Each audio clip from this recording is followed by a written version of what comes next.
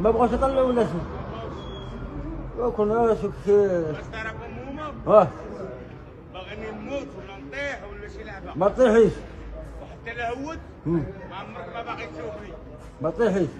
يا وي ما تطيحي ما هو سلام. راه هادشي اللي باغيين هما. وشوف ما تطيحيش تلا جاب الله الموت تما موت تما. ما تطيحي ما والو.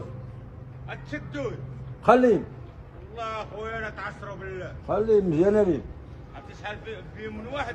ديال لا لا ديال بني مله. ونشوفوا هادو شكون اللي يديرهم؟ شكون اللي حاطهم لنا هنايا؟ راه خرجوا على قوم هادو. ويحيدوهم يمشيو. واه وتنزلي.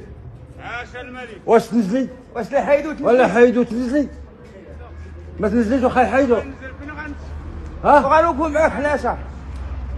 غتوقف معانا شويه ولا ما؟ يا واش كيفاش يعمرونا وكيفاش تسمع؟ واش هو الحل؟ يا لا دا سيمشي واش ديروا؟ هاد السيد كيطالب سيدنا الله ينصرو يزيد في عمرو ها؟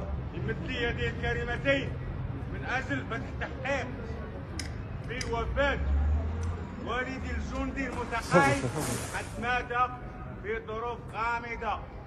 تنطلب انا تصريح طبي. علاش؟